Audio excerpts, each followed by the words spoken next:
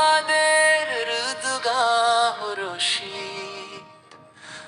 Ahmad college প্রকৃতির কোলে হেসে জ্ঞানের আলো জেলে চলে জীবনের পথে পথে শৃঙ্খলার সেবার আদর্শের মোরা গর্বে মাতি একসাথে জ্ঞানের আলো জেলে চলে জীবনের পথে পথে শৃঙ্খলার সেবার আদর্শে মোরা গর্বে মাতি একসাথে